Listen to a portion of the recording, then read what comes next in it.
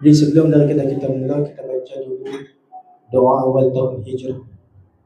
Ila hadratin Nabi Mustafa Rasulullah sallallahu alaihi wasallam wa ila kafatil anbiya wal mursalin wa ila jami'il muslimin wal muslimat wal mu'minin wal mu'minat ala hadhihi an-niyyah syawli lahum al-Fatihah.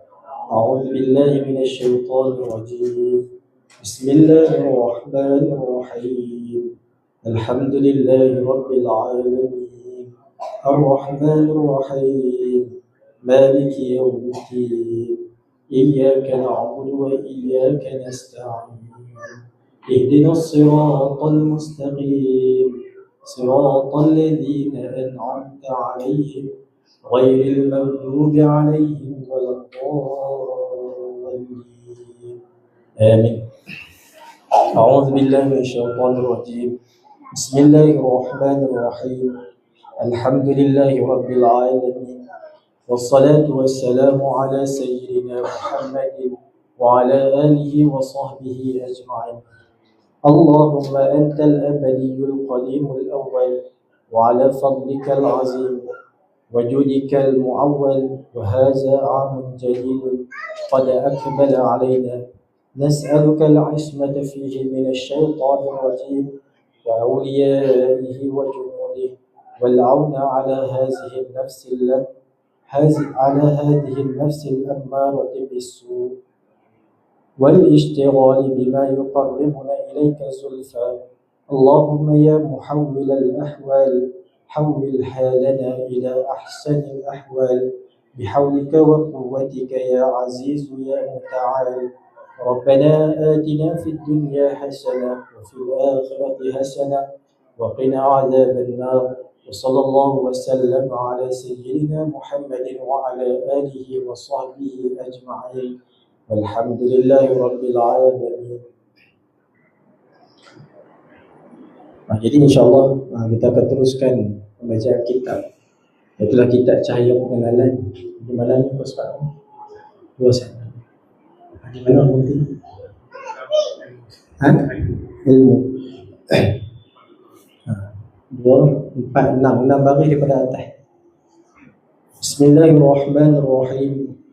Qala al-musannif rahimahullah ta'ala ونفعنا به وبعلومه في الدارين آمين يا رب العالمين.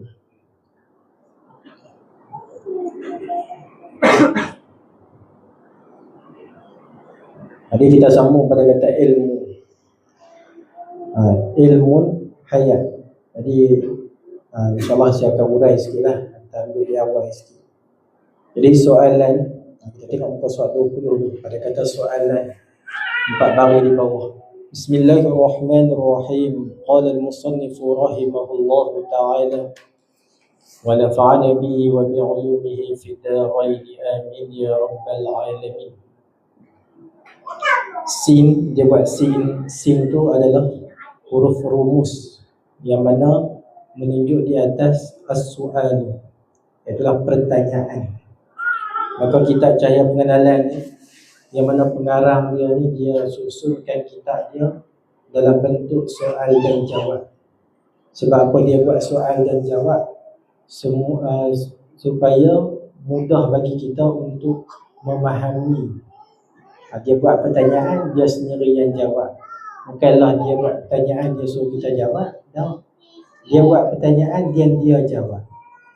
Jadi bagi kita ni, bila mana ada soalan, maka dia mudah untuk kita faham. Kan?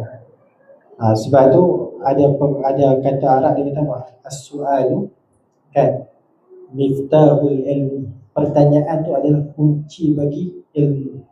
Kadang-kadang orang ni dia tak faham satu perkara, maka bila dia tanya tu dia akan faham.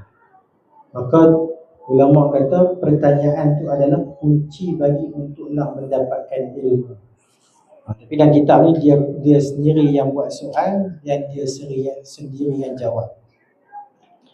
Soal, kepada berapa bahagian? Kepada berapa bahagi barang yang wajib bagi Allah Ta'ala, wajib diiktikadkan. Jadi dia buat pertanyaan. kepada berapa bahagi barang yang wajib bagi Allah ni, iaitulah wajib pada akal. Wajib pada akal, iaitulah kena kepada diri zat Allah dan sifat ma'ani dia lah. Jadi kepada berapa bahagi barang yang wajib bagi Allah Ta'ala, yakni bagi zat Allah Ta'ala, yang wajib dietikadkan. Jadi kalau kita tengok dari segi ibarat kitab, kepada berapa bahagi barang yang wajib bagi, maka bila dia sebut dalam kitab Jahwi ni wajib bagi, dia menunjukkan kata atas, orang kata apa, wajib pada akal. Apa dia takrif wajib pada akal? Ma yatasawwaru fi aqli adamu. Barang yang kita tak nampak pada akal kita akan tiadanya, iaitulah benda yang mesti sungguh kena ada. Iaitulah kena kepada zat Allah lah. Kena kepada zat Allah. Jadi bila orang kata zat Allah Ta'ala ni ada, ada, maka dia termasuk di dalam perkara yang wajib pada akal.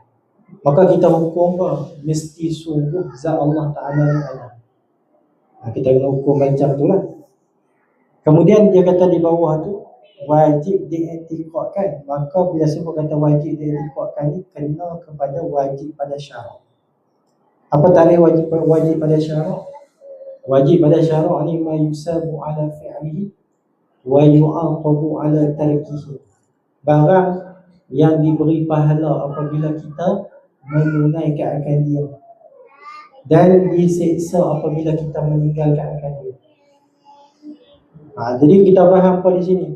Wajib atas tiap-tiap kita ni kena mengaji bagi reti, bagi faham, iaitulah perkara yang wajib bagi Allah Ta'ala. Apa dia? Iaitulah kena kepada zat dia dan sifat-sifat dia, sifat kamalat dia lah. Maka kita wajib kena mengaji sifat wajib bagi Allah, iaitulah diri zat dia macam mana. Jadi hak kita mengaji tauhid ni bukanlah sampai membawa kepada kita ni, orang kata apa, mengaji sampai kenal hakikat zat Allah. Kita takkan mengaji tauhid ni, dia akan bawa lagi sampai apa? Kita mengaji tauhid sampai kita kenal hakikat zat Allah. Kalau contoh kita mengaji benda lain, kita mengaji benda lain, ilmu lain, maka kita akan, bila kita mengaji tu, dia akan membawa kenal kepada diri benda, hakikat benda. Contoh orang kata kita pisang ni bentuk dia panjang betul bujung sikit Lepas tu ketika mana dia putih warna hijau, masak warna kuning, maka bila kita tengok dengan mata kita, oh ni pisang, apa yang kita tahu tu, yang cerita kita tu, maknanya kita mengaji berkaitan dengan pisang ni, dan kita akan kenal hakikat dari pisang tu macam mana. Adapun zat Allah Ta'ala, kita mengaji bukan nak kenal hakikat, hanya mengenal hukum saja, hukum zat, hukum sifat dan hukum perbuatan Allah. Yang tu yang kita mengaji. Jadi apa dia hukum zat Allah? Hukum zat Allah Ta'ala ni, zat Allah Ta'ala ni yang pertama, dia bukanlah jirim. Zat Allah Ta'ala ni dia bukanlah jirim, dia adalah benda yang bergetar. Macam surau, macam batu, macam pokok, benda yang bergetar. Maka zat Allah Ta'ala ni dia bukanlah seperti mana jirim, benda hak bergetar. Kemudian yang kedua, zat Allah Ta'ala ni pula dia bukanlah benda yang berjisim, benda yang beranggota, ada tangan, ada kaki, ada kepala macam kita manusia, macam binatang. Zat Allah Ta'ala bukan macam tu. Kemudian yang ketiga, zat Allah Ta'ala ni bukanlah jauhar fardin.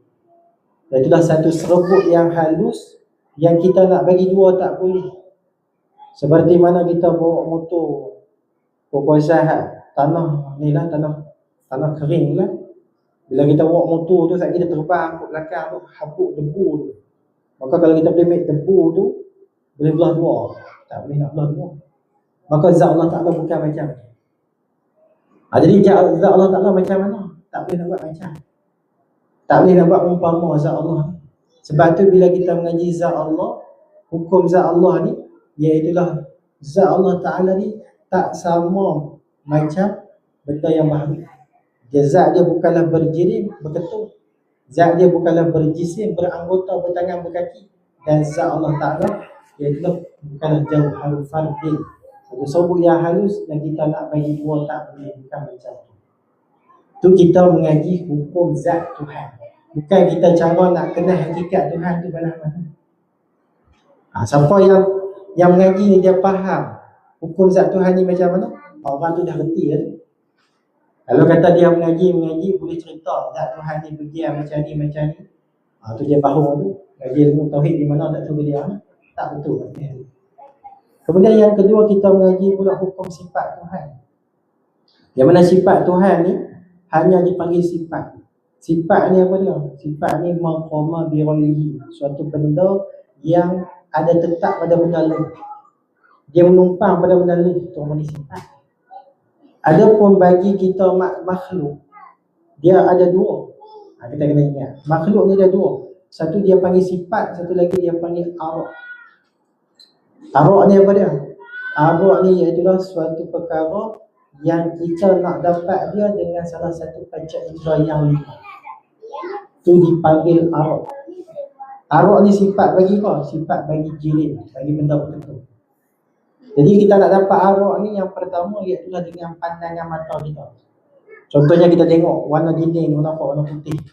Warna kapet warna apa? Merah. Kita boleh nampak dengan mata, menunjukkan kata warna tu adalah arak. Dan arak ni hanya sifat bagi makhluk saja, bagi benda jirim, bagi makhluk saja arak ni. Dia bukanlah arak ni sifat bagi Allah. Kemudian yang kedua, yang dikatakan arak ni iaitulah boleh didapat dengan hidung, boleh cium bau wangi, bau busuk. Maka bau-bau ni orang panggil apa? Arak. Dan arak ni adalah sifat bagi makhluk, bukan sifat bagi Allah. Kemudian yang ketiga, arak ni pula iaitulah kita boleh dapat dengan telinga, boleh dengar dengan telinga. Apa dia? Macam suara speaker, suara kipas, suara motor. Maknanya apa? Kita boleh dengar dengan telinga. Tu dipanggil apa? Dipanggil arak. Dan arak ni sifat bagi makhluk, bukan sifat bagi Allah. Kemudian yang keempat, kita boleh rasa dengan lidah, masam, masin, manis, pedas.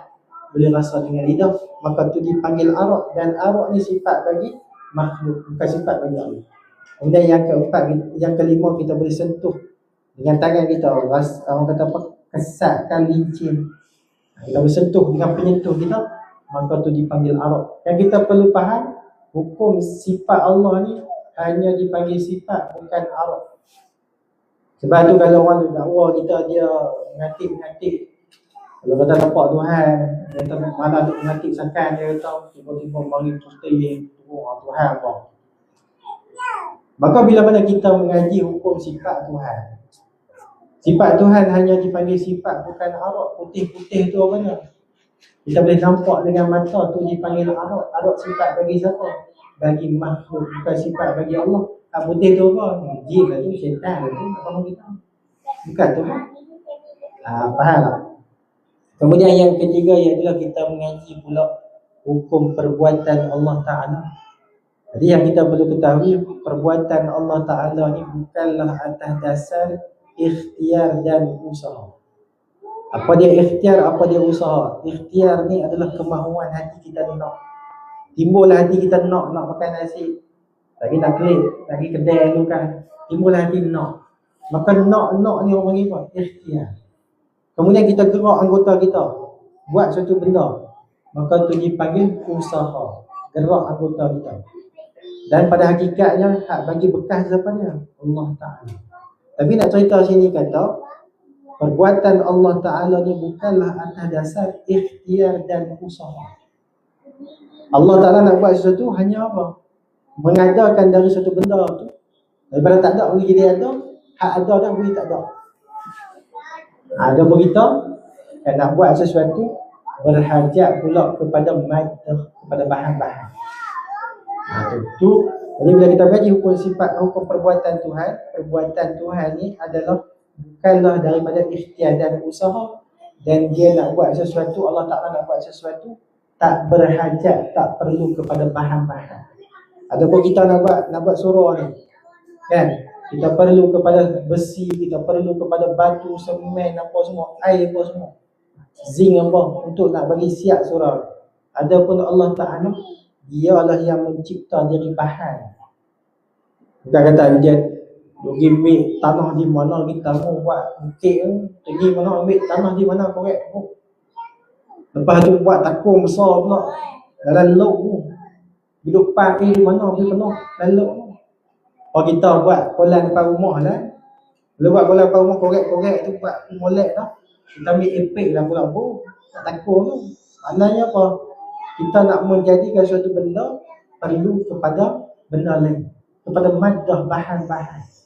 Adapun Allah Ta'ala tak perlu perbuatan dia, tak perlu kepada bahan-bahan. Tu yang perlu kita mengaji.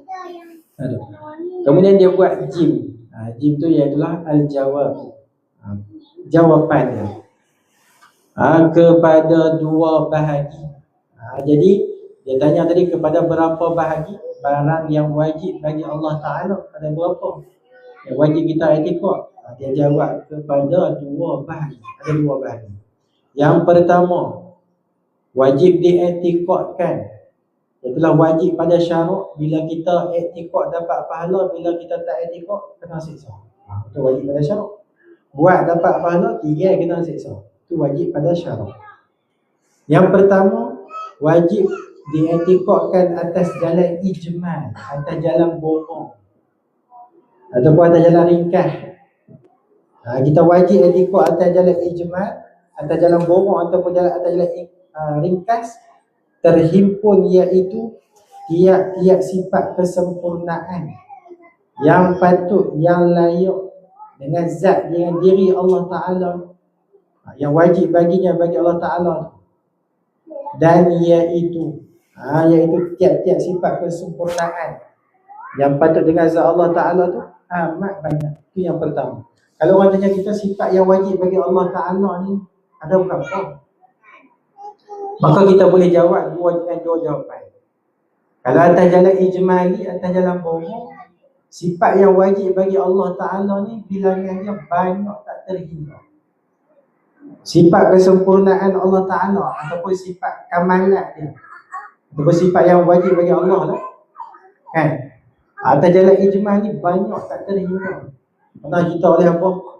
Itu Ustaz Bekar warak banyak. Dia kata nak tahu sifat wajib Allah Ta'ala ni atas jalan ijmal ni banyak mana, bilangan tu banyak mana. Dia kata apa mana? Dia kata seperti mana kita hidup di tepi pantai. Kalau larat bilang berapa putih pasir di pantai tu, banyak tu sifat wajib bagi Allah. Dia nak buat cerita kata banyak semua. Larat bilang kan kita, bulu kening pun tak tahu berapa ni. Ni nak hidup bilang pasir di pantai tu satu kerja pula. Dah habis masa ya. Nak cerita banyak. Nak cerita kata banyak. Tu. Tapi di sini dia kata bahawa wajib dietikadkan atas jalan ijmal, atas jalan bohong. Atas jalan bohong terhimpun iaitu tiap-tiap sifat kesempurnaan. Dia tak salah, dia kata sifat kamalan ni selalunya dalam kitab Jawi dia terjemah dengan sifat kesempurnaan. Maka dia takut orang jadi, orang kata apa, salah faham. Adakah bila terjemuh dengan sifat kamalat ni dengan makna sifat kesempurnaan, jadi sebelum daripada Allah Ta'ala ada sifat ni zat dia tak sempurna, kan gitu? Sebab tu bila terjemuh kata sifat kesempurnaan ni, takut orang faham kata apa, sebelum Tuhan ada sifat ni zat dia tak sempurna. Maka bila mana sifat ni mari duduk di zat dia, sifat tu menyempurnakan zat Allah Ta'ala macam Tuhan. Tu berani misalnya. Maka hak betulnya macam mana? Tu misalnya kata sifat kesempurnaan ni ialah sifat yang mulia-mulia. Maknanya zat Allah Ta'ala ni kan sempurna dah. Sifat dia pun sempurna dah. Sifat Allah pun sempurna dah. Maka jadi orang kata apa? Sempena jodoh hak molek. Orang kata berjodoh sepupu lah. Zat Tuhan pun sempurna, sifat pun sempurna, mari dia jodoh. Jadi dipanggil apa? Sifat yang mulia. Takut orang faham sifat ni bila sebut kata sifat kesempurnaan, sifat ni menyempurnakan zat Tuhan. Takut faham lagu tu. Tu jaga sampai tengah tu. Takut kita salah faham. Tu. Wajib dietikadkan. Di dalam hati kita lah. Etikot ni di mana? Etikot ni apa dia? Mengaku dengan kejap dalam hati. Itu panggil etikot. Wajib diiktikadkan, iaitulah mengaku kejap dalam hati atas jalan ijmal, atas jalan borong terhimpun, iaitu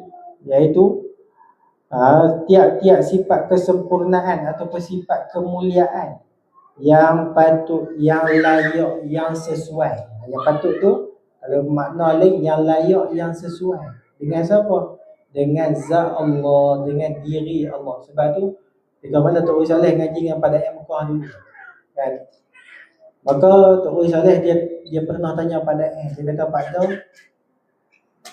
ketika mana kalau dalam kitab Jawi ni orang kata apa, sebut zat Allah ni nak terjemah lagu mana? Takut sekali orang pergi faham salah. Kalau kita ngaji sains zat ni pada zat besi, zat vitamin tu kan, takut sekali zat Allah buat tu juga faham salah. Maka pada yang kata lagi, kalau nak terjemah zat ni dengan makna diri Allah. Terjemah dengan makna diri, jangan telajak Allah. Tadi hidup kait dengan diri kita. Diri kita belah mana? Ada tangan, ada kaki, ada kepala. Sudah. Kata Allah Ta'ala apa? Dah macam kita. Ada kata. Maka bila terjemah zat ni dengan makna diri Allah. Diri Allah Ta'ala saja. Tu. Iaitu tiap-tiap sifat kesempurnaan yang patut, yang layak dengan zat Allah Ta'ala, wajib bagi zat Allah Ta'ala. Dan iaitu tiap-tiap sifat kesempurnaan tu bilangan dia banyak mana? Amat banyak. Yang kedua, dia kata sini, yang kedua, wajib diketahuikan dan diiktikadkan atas jalan tafsir, atas jalan dihurai. Tafsir ni apa dia? Dihurai, dicurai satu persatu. Maknanya kita kena mengaji sifat ni berserta dengan huraian dia satu-satu. Tadi tu kita hanya mengaku kata sifat wajib, sifat kesempurnaan bagi Allah Ta'ala ni bilangan dia banyak tak terhingga. Itu yang pertama etikad kita.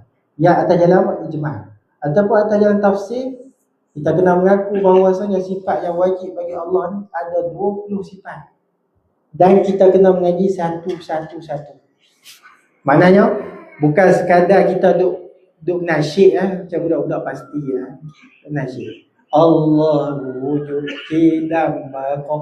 Boleh menghafal sampai ingat, sampai lancar. Adakah dah sah iman? Pertanyaan. Adakah dah sah iman kita boleh bilang satu-satu? Kadang-kadang wait di bawah qanuh mutakallimah naik ke hujung. Nah, apa kata kemah ingat tu. Ulang daripada bawah naik ke atas. Bukan kata ulang pada atas turun bawah dah. Hafal tu nak apa kita ingat. Adakah kita ingat tara-tara tu sah iman kita? Tak sah. Yang sahnya apa dia? Kita perlu mengaji berserta dengan huraian satu persatu. Yang dikatakan sifat wujud tu apa dia? Sifat qidam tu apa dia? Berserta dengan huraian dia. Itu maksudnya. Kedua, wajib diketahuikan. Dia sebut kata diketahui, mengetahui ni. Macam mana huraian apa ya? Kalau apa dia kata apa? Diketahui ni kerja siapa? Kita kena tahu. Ketahui dengan diketahui kerja siapa? Diketahui dengan ketahui ni kerja Allah. Allah Ta'ala yang beri kita faham, beri kita reti, beri kita ketahui. Allah Ta'ala beri. Adapun tugas kerja kita apa dia? Tugas kerja kita hanya mengaji hingga Allah Ta'ala beritahu. Itu tugas kita. Mengaji, belajar. Lagi mana duk mari mengaji tak faham, mengaji situ lah. Kalau kata matilah keadaan duk mengaji tak faham, Allah tak lampu lah. Pasal apa? Duk mengaji. Ni duk takutnya tak faham lah, tak main mengaji. Tu duk takut. Bila tak faham, tak main mengaji, duk rasa sah dah iman kita. Tak patut pagi mana. Ngantuk pagi. Tak ada guna. Tu. Yang pentingnya kita kena mengaji. Kalau tak faham, tak reti mengaji lagi. Pasal apa? Kadang-kadang Allah Ta'ala nak beri kita mengaji lama. Nak beri pahala banyak lagi. Sebab kebiasaan orang kita, bila mana lah ada sebahagian lah, bukan semua. Kan? Bila dia reti, dia faham, tak mengaji lah. Dah reti lah, faham lah. Ustaz duduk lah hantu kan. Tak pergi pun boleh hurai. Kalau tahu ustaz tu tak ada, aku boleh ngajar. Dia nampak. Kalau ustaz tu hari tu dia kata tak mari, boleh ganti ustaz tu lah. Mau nak tu? Sembang-sembang.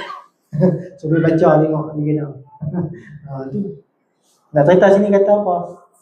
Kita ni, lagi mana kita mengaji tak faham, tak erti, kita mengaji sikit. Tuntutan atas kita, wajib atas kita kena mengaji dan belajar. Yang beritahu siapa dia? Allah Ta'ala. Tu. Kedua, wajib diketahuikan dan diiktiqadkan, dipegang dalam hati ataupun mengaku kejak dalam hati atas jalan tafsil, atas jalan dihurai satu-satu. Dia buat kurungan tu, tahu satu-satu berapa sifat? 20 sifat. 20 sifat ni atas kaul yang masyhur. Atas kaul yang masyhur, dia kata sifat wajib bagi Allah Ta'ala ni ada 20 sifat. Adapun atas kaul yang rajih, yang kuat, sifat wajib bagi Allah ni ada 13. Tu ada dua kaul lah. Tapi bukanlah sama-sama hak kata 13 dengan 20 ni dia punya lagi, tak. Cuma dari segi perkiraan dia saja. Perbezaan di perkiraan dia saja. Dia mengaku sifat Allah Ta'ala pun ada lekat 20. Tapi cuma dari segi kiraan bilangan dia kira 13. Tu kaul yang rajih, yang kuat. Adapun yang masyhur, kalau kita pergilah di mana pun, orang kata mau ngaji sifat apa? Sifat 20 situ lah ada apa? Apa sifat 20? Masyhur dah. Kita pergi bertani kat Indonesia, kat belah mana pun. Berapa sifat mengaji? 20 sifat. Masyhur dah. Hak kuat dah 13. Itu beza betul-betul lah. Tu. 20 sifat yang kesempurnaannya juga. Seperti sifat kamalat yang banyak tak terhingga tu lah.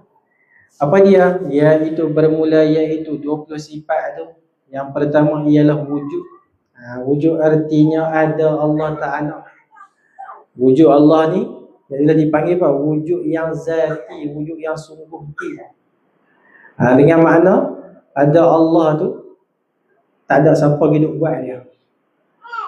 Tapi pasal apa dalam kitab tauhid, dia buat mari sifat wujud. Dia buat sifat wujud tu pasal apa? Ada kisah lain cerita. Dia buat cerita dah kita ni. Dia kata ada dua orang kawan. Mana dia ni kawan baik lah. Jadi hari tu lepas mana subuh, mayang subuh puasa dah. Kemudian dia mau pergi kedai kopi, menyembang kedai kopi. Lepas tu, dia menyembang tu, akhirnya buka cerita, nak buat perniagaan. Seorang kawan tu dia kata apa, saya rasa lah saya nak belah kambing. Lepas tu, kawan seorang kata kalau balas tu, mu rasa mu nak belah kambing, saya apa rasa saya nak tanam sayur. Kawan seorang ni pun. Lepas tu kawan belah kambing tu kata apa, kalau mu nak tanam sayur, mu kena buat pagar wing molek. Sagi takutnya kambing pergi makan hak sayur mu tu pun malam. Kawan dia tu. Lepas tu hak tanam sayur pula dia kata, lah ni siapa belah kambing? Mu belah kambing. Mu lah kena buat pagar wing molek. Kalau buat tak pagar wing molek lagi, kambing mu mari makan aku. Tu malam. Lepas tu kan, bila mana tu balah-balah tu cekak ni cekak baju nak tumbuk. Bila mana nak tumbuk tu tuan kedai tu mari, dia kata pasal apa sampai tadi tengok duk sembang molek, tiba-tiba nak tumbuk pasal apa? Dia kata dak lah, ni kawan ni apa kata nak belah kambing. Lepas tu saya kata kat dia, kalau nak belah kambing buat pagar molek, takut jadi kambing pun terlepas mari makan sayur saya ni masalah pula. Lepas tu dia kata tak lah, saya sangat sayur kan. Saya belah kambing ni, kawan ni tanah sayur dia kena buat pagar molek lah. Kambing dia pergi payah pula. Lepas tu orang kedai tu kata apa, ni saya nak tanya, kamu kata nak belah kambing, belah lagi? Tak lagi. Tanah sayur, tanah tak lagi? Tak lagi. Duk kacang kacang buat apa? Benar tak ada lagi duk kira lebih panjang buat apa? Jadi sama lah juga, nak kira lebih mendalam berkaitan dengan bab ketuhanan ni. Kalau kira Tuhan ni ada ke tak ada lagi. Allah Ta'ala ni ada ke tak ada? Kira sifat wujud tu. Cerita tu, point tu nak bagi kepada sifat wujud tu pasal apa mula dulu. Nak kira Allah Ta'ala ni, nak kira lebih panjang lagi. Allah Ta'ala bersifat dengan kidam, sedia, baqa, kekal. Qala fa'alil hawadis. Bersalah Allah Ta'ala dengan segala yang baharu. Nak kira lebih panjang lagi bab ketuhanan ni. Kira Tuhan dah ke tak ada dulu. Barulah boleh kira lebih lanjut lagi. Tu cerita dia. Kemudian yang kedua iaitulah kidam. Sifat yang wajib bagi Allah Ta'ala yang kedua ialah kidam. Sebab tu dari segi bahasa Arab ni kita nak baris betul. Bila sebut kata kidam sifat sedia Allah Ta'ala. Kalau qadam tapak kaki. Kan? Kalau qaddam bertasydid atas dah. Qaddam pergi ke depan. Pergi depan. Lonjak ke depan lah. Beza. Sebab tu nak bahasa Arab nak baca pun bagi betul. Bila kidam sifat sedia Allah. Qaddam tapak kaki. Qaddam pergi ke depan. Ni semua cerita abang. Dia cerita dia kata ada dulu ni orang bertani. Kan, zaman dulu nak pergi naik Mekah kan. Nak pergi haji zaman dulu ni orang kata apa naik kapal bunga raya lah dulu. Lepas tu kan mesti seorang-seorang tu dia bawa tong sara tu untuk nak sara kehidupan tahluk. Sebab lama naik kapal. Berapa bulan atas kapal. Lepas tu nak dia tong sara tu pun makan masa lama juga. Nak buih ikan kapal nak buih penuh. Kan? Lepas tu bila mana dah siap kalau kan tadi buat bulu nak lepas semua. Makan terang bulu tak sedap. Kan tak jadi. Profesor ke doktor ke pakat tinggi mana pun bulu ada. Kan? Bukan kata bulu ni makanan orang biasa tak. Semua orang Kelantan makan bulu, orang tadi makan bulu. Tapi nak cerita kata bila mana ada orang tadi naik pergi ke Mekah. Jadi bila sampai sana buat haji pun semua siap dah. Lepas tu nak drop jalan pergi ke Madinah pula. Jadi zaman dulu mana ada bas malam ni. Ada bas ada kereta api ke tak? Kan? Maka zaman dulu ni naik unta. Naik unta. Jadi bila mana naik unta tu ada sewa lah unta pun. Ada tukang tu bawa sampai tengah jalan jauh pula letih. Bila letih ni ajak putih makan dulu lah. Bila mana dia pun waktu pergi makanan tu sara tu jamu untuk arak tu makan sedap. Lepas habis tu naik. Bila naik unta tu kan dia duduk di belakang pada bonggok tu. Unta kan duduk bonggok di belakang pada bonggok. Apa arak ni kata apa? Qaddam. Maksudnya naik depan lah. Naik depan dia kata Qaddam. Orang atas ni dia faham. Dia kata nanti tu Pak Arak. Kita boleh makan kenyang dia nak godeng kita. Nak godeng. Godeng tu katok lah. Dia faham sini lah. Pak Arak tu suruh Qaddam naik ke depan. Dia faham godeng. Katok semua. Dia kata Pak Arak kita guna kita boleh makan kenyang nak godeng kita. Nak cerita kata dari segi lorah tu, sebutan tu bila dia dari segi bahasa dia boleh berubah. Kali ni kalau bahasa Arab berubah balik, ubah makna. Tu. Jadi sifat kidam Allah Ta'ala ni ialah apa kidam? Kidam hakiki lah. Kidam yang sebenarnya. Yang mana Allah Ta'ala ni bersifat dengan wujud artinya ada Allah Ta'ala ni pula bersifat dengan kidam. Ialah sedia kala, tak ada mula. Ialah adamu awaliyah. Tidak ada permulaan bagi ada Allah. Kemudian yang ketiga ialah sifat bapa. Ni kita cerita sebentar dulu lah. Sebab apa dah baca dulu kan. Kita cerita sebentar dulu lah. Kemudian sifat bapa artinya kekal. Iaitulah adamul akhiriyah. Orang kata ketiadaan kesudahan bagi zat Allah Ta'ala.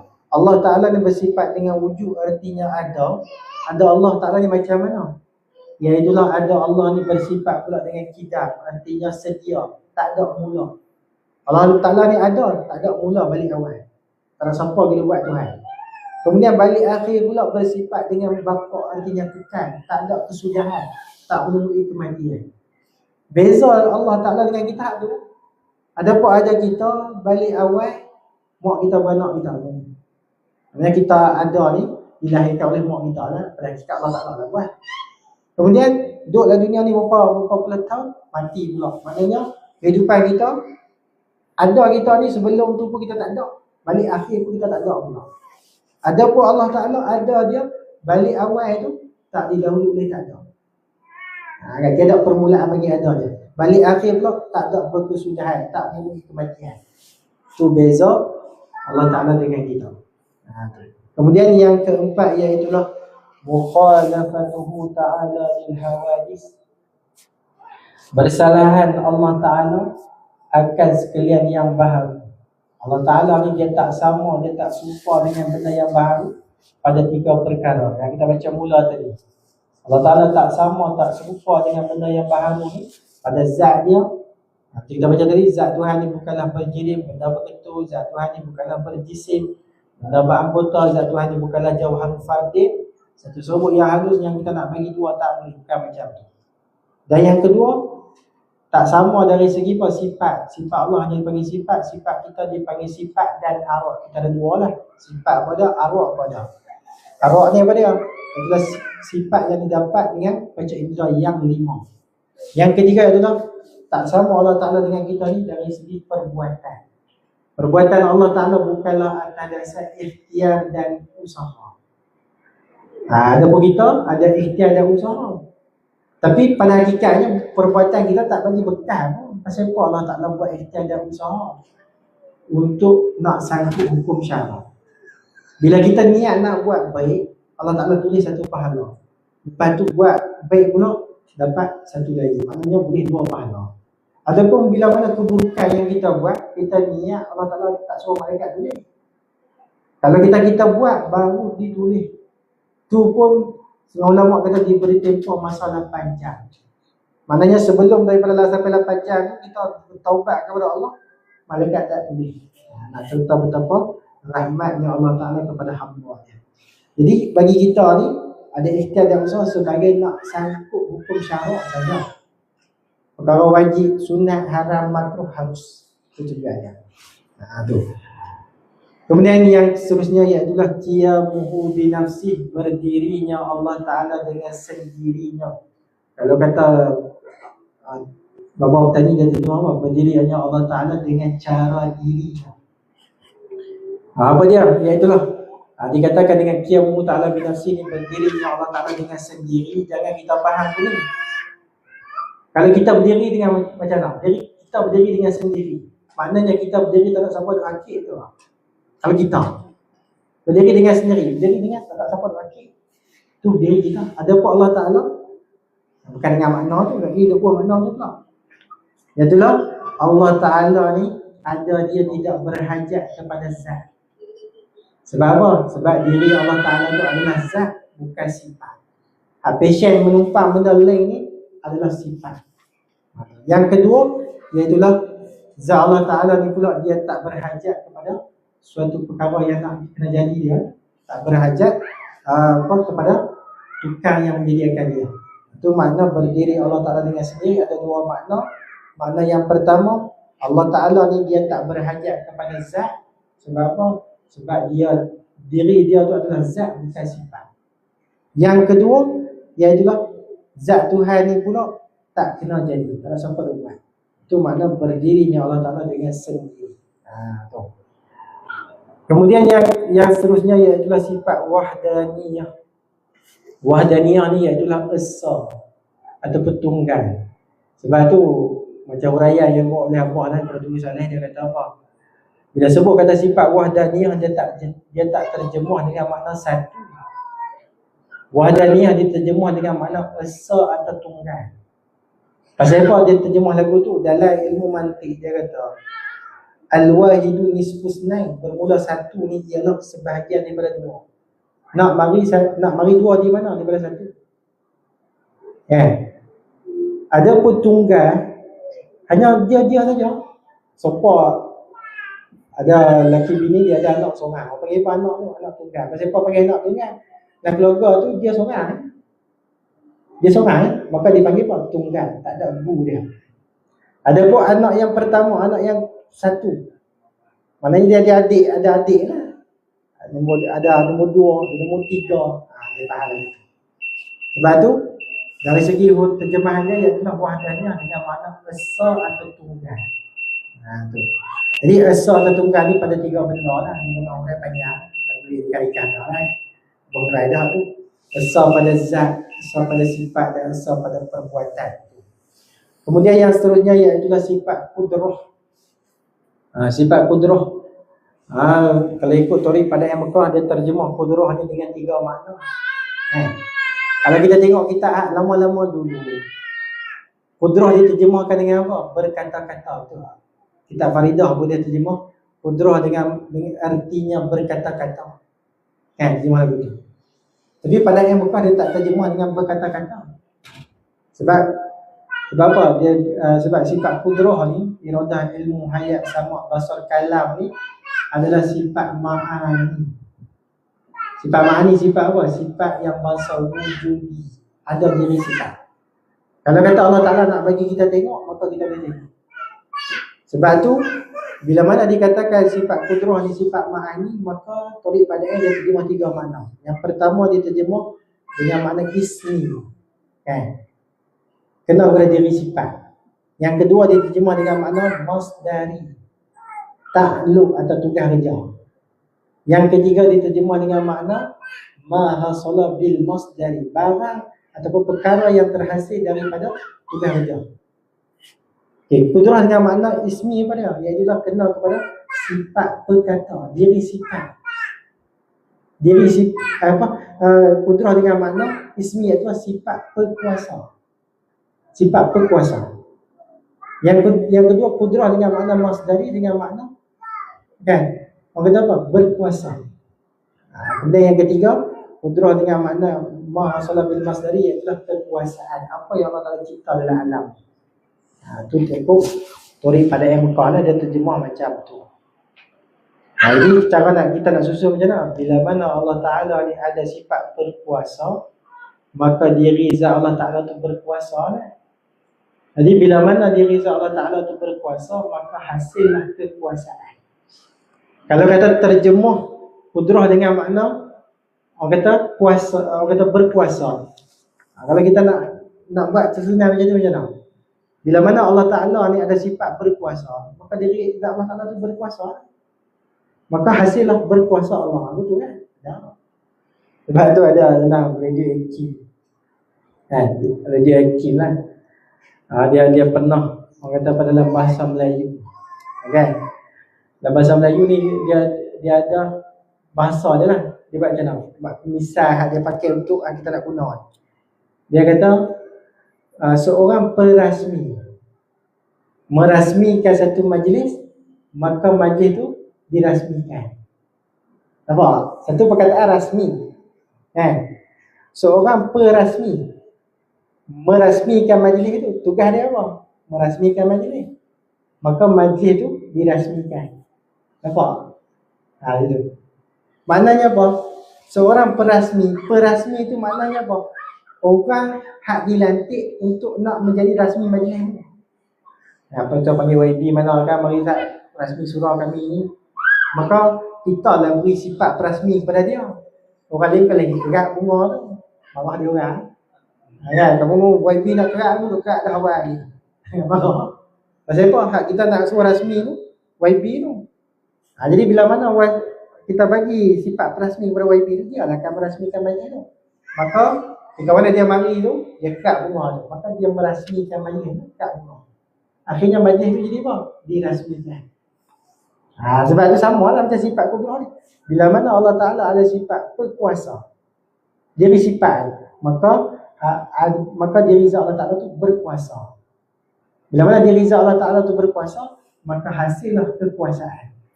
Apa? Tu cara terjemahan pada Al-Quran. Tu. Kemudian yang seterusnya iaitu sifat iradah. Sifat iradah ni iaitu sifat berkehendak. Sifat berkehendak. Dia terjemah juga makna sama macam tadi juga lah. Iradah dengan makna ismi, kena pada diri sifat, iaitu sifat berkehendak. Iradah dengan makna masdari ataupun takluk, tugas kerja dia, iaitu berkehendak. Dan iradah dengan makna mahasala bil masdari, iaitu barang yang terhasil daripada tugas kerja tu apa dia? Kehendaki. Jadi bila mana Allah Ta'ala ada sifat berkehendak, maka diri zat Allah Ta'ala tu berkehendak. Bila mana diri zat Allah Ta'ala berkehendak nak buat satu benda, maka hasillah apa yang Tuhan kehendaki. Cara susunan dia tu. Ni untuk sifat ma'ani sahaja. Torik pada yang Tu. Tapi kita dengar malam ni kita pun panjang. Orang panjang pening kepala kami tak apa lah. Nanti ke depan ni dia urai pula kita dengar banyak kali insya-Allah. Boleh faham. Kan? Sebab tu penting bagi kita ni kena mengaji. Kan? Penting mengaji. Faham tak faham cerita ni. Nanti mari pula. Supaya kita makan nasi lah. Baik ibarat kita makan nasi. Bukan sekali hantar tu satu periuk. Macam tu satu periuk dia. Makan nasi pinggan sikit tu. Rasa awak kita tambah sikit je. Esok makan dia pula. Ni hantar kali tak apa saya nak makan untuk seminggu. Telan tu seperiuk. Tahan seminggu. Tahan kan? Tak. Mati. Macam tu lah kita mengaji pun. Sikit. Malam ni semua belakang kan. Pening kepala. Kita ada esok tinggal ustaz sana. Tinggal ustaz dah lah. Kami nak yang belajar. Maknanya apa? Kalau kita mengaji pun, mana kita boleh ambil, kita ambil.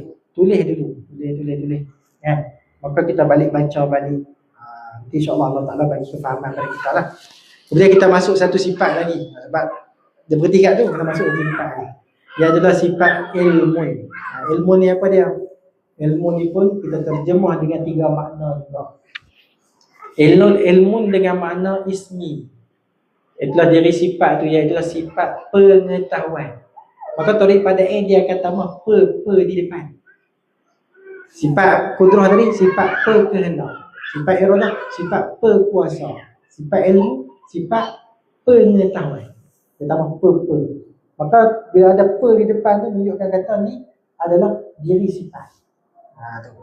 Jadi ilmu dengan makna yang kedua iaitu dengan makna apa? Masdari, takluk, tugas kerja. Jadi Allah Ta'ala ni bersifat dengan pengetahuan. Kerja pengetahuannya apa dia? Kerja dia mengetahui. Kerja dia mengetahui lah. Maka makna yang kedua dipanggil dengan makna apa? Dengan makna masdari, takluk, tugas kerja. Iaitulah mengetahui. Kemudian makna yang ketiga ialah dengan makna mahasala bil masdari, barang atau perkara yang terhasil daripada tugas kerja tu iaitulah ketahui. Maka kita buat susul lah.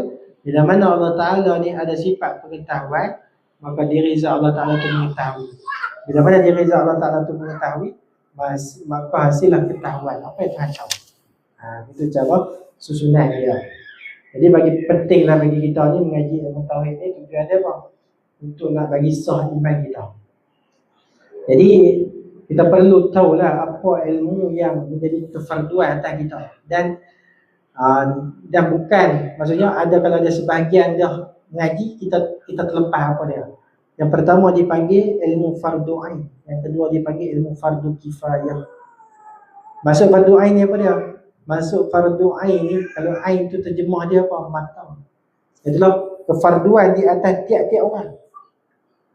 Maksudnya kalau kita mengaji habuan untuk kita saja. Kalau anak kita mengaji habuan untuk dia saja. Jadi kita nak lepas fardu tu, pakat masing-masing kena mengaji lah. Apa dia 3 ilmu saja? Ilmu fiqh, ilmu tauhid, tasawuf. Fiqh nak buat ibadah, tauhid nak kenal Allah kita semua, tasawuf nak bagi sah pala amal. Kemudian hak lain pada tu ilmu nahwu, sorok, tafsir, hadis apa semua tu, ilmu keduniaan apa dipanggil ilmu fardu kifayah. Kalau ada sebahagian dalam kampung kita ni mengaji, tutup mengaji dah, maka kita hak lain terlepas dah. Tapi kalau kata pakat tak ada belakang mengaji nahwu, sorok, tasawuf, apa nahwu, sorok, balaghah, mantik apa semua tu, tak ada seorang pun mengaji pakat besar belakang lah. Bukan kata terlepas, sebab tu penting juga bagi kita tengok mana boleh-boleh lah kampung tu. Ngaji pondok lah apa dia. Mengaji tolong kami lepas fardu kifayah kami tak apa dah. Kan? Pasal apa? Kita kena tahu mana fardu ain, fardu kifayah. Kalau kata pakat tak ada lah kampung ni belakang, tak buat dosa juga belakang. Itu penting lah. Kita bercakap tu lah. Dan insyaAllah kita akan sambung hayatun. Hayatun. Kita bercakap tu, dan insyaAllah kita akan sambung tu lah. Wallahu subhanahu wa ta'ala a'lam. A'udzu billahi minasyaitonir rajim. Bismillahirrahmanirrahim. Alhamdulillah rabbil alamin wassalatu wassalamu ala asyrafil anbiya wal mursalin wa ala alihi wa sahbihi ajma'in. Allahumma faqihna fid din wa 'allimna ta'wil wa hdina ila siratal mustaqim. اللهم اجعل جمعنا هذا جمعا مرحوما وتفرقنا من بعده تفرقا معصوما وصلى الله على سيدنا محمد وعلى آله وصحبه وسلم والحمد لله رب العالمين. Sesudah ini, Assalamualaikum warahmatullahi taala wabarakatuh.